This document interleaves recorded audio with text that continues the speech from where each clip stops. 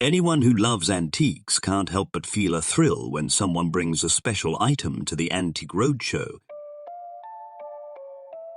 especially when the valuation is extremely high. Holy moly! That's the whole reason we watch, right?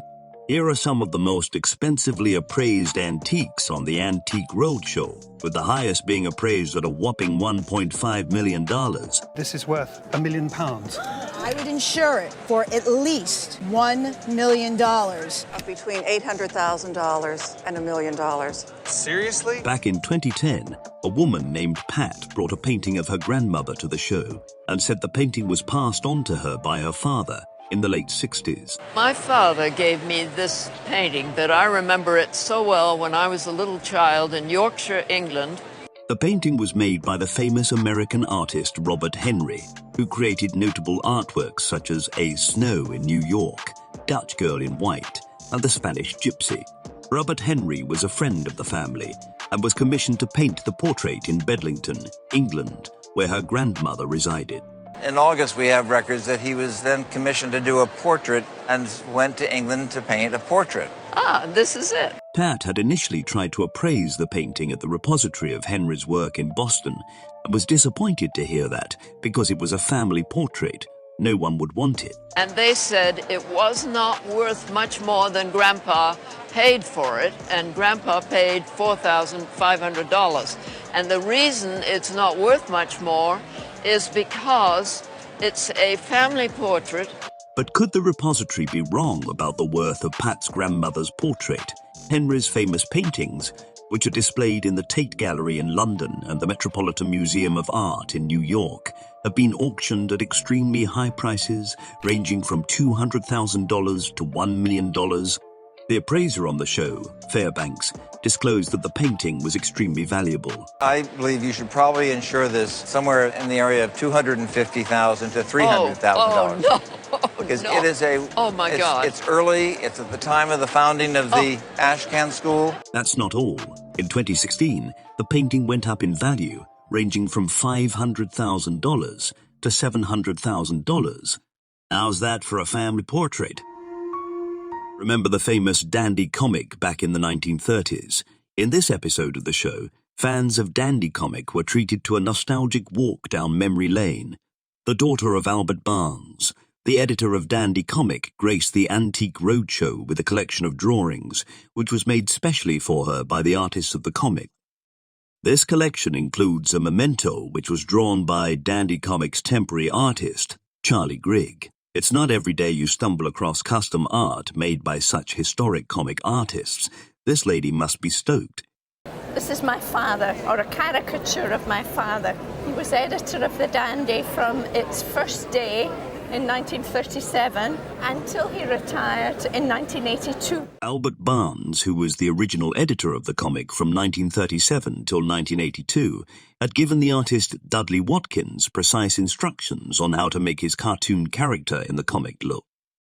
Barnes's daughter began having custom Christmas cards drawn specially for her from around 1950, and these cards were a representation of her and her antics.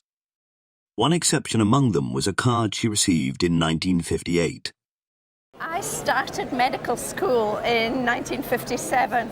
I think I started doing anatomy about that time, you see. And I see what you've got to drink is a decanter of Group A blood. Wonderful. The artworks for Dandy are very valuable and rarely sold because they are mostly held in the archives of its publisher, D.C. Thompson.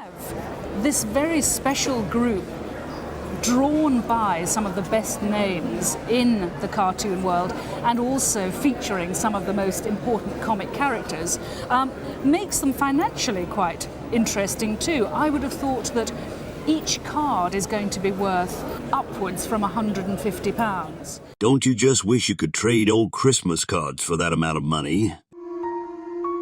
We never would have thought an old plate collection would earn a person thousands of dollars.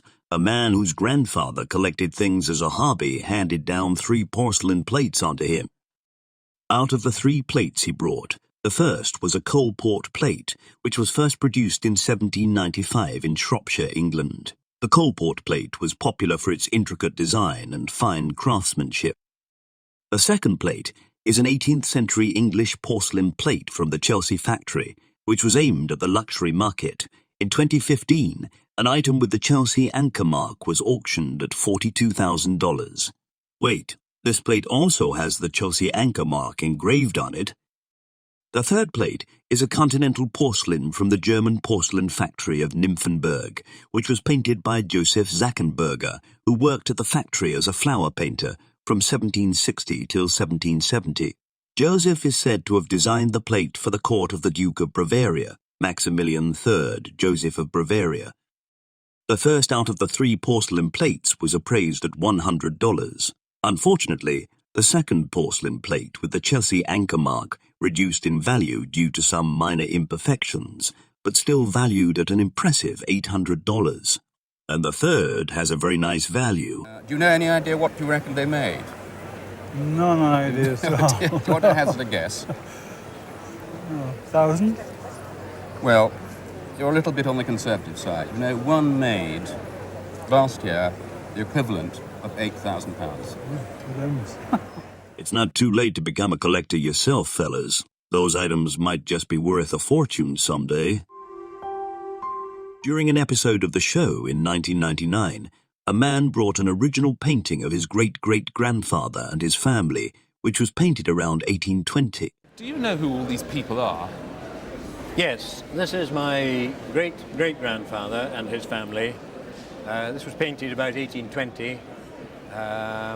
They lived in Leith, just outside Edinburgh. The painting had been passed down for generations, and though the man was fond of the painting, he was unaware of who the painter was and hoped to get some answers on the show. Could the painter be one of those historic painters with rare and expensive artworks? He finally got an answer when the appraiser informed him that the painting had once been exhibited in the Scottish National Gallery in 1956 and was attributed to a miniaturist named Charles Robertson. Charles Robertson was a 19th century British painter who made paintings with oil and watercolour. He was the vice president of the Royal Society of Painters and Etchers. Some of his works are being held by the Walker Art Gallery in Liverpool. Although Robertson's artworks were greatly valued, his artworks didn't have a good track in the marketplace. Does this mean bad news for the man who brought in the painting? It's got to command £15,000. I think it could even go up to £20,000, and perhaps more. Goodness. If that's not good news, then we don't know what is. In 2004, a man brought in a gold pocket watch, which was passed on by his great-grandfather, George Thompson, who was an Anglo-American living in St. Paul. His great-grandfather was an owner and editor of St. Paul Pioneer Press and Dispatch, a newspaper company in the United States. The pocket watch was custom-made in 1914 by the popular Swiss company and luxury watch manufacturer Patek Philippe. The watch had been neatly kept and was brought to the show in its original box. The man had appraised the watch 15 years before he brought it to the show, and it was valued at $6,000. An appraiser on the show had informed the man that Patek Philippe was purchasing watches of that kind for their museum. This watch at auction, I suspect, would bring close to $250,000. No. Yes. $250,000? This is one incredible watch.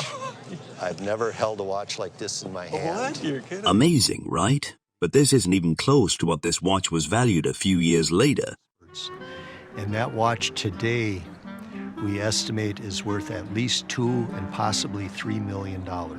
2 years later, the man sent the watch to a popular auction company, Sotheby's, where it was sold at $1.5 million, plus buyer's premium. But that's not all. In 2019, this same watch is valued at $2 to $3 million.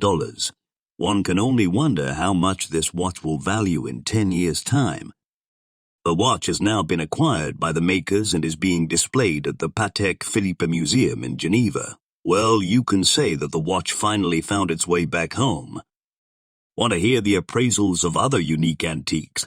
Stick around and watch our other videos.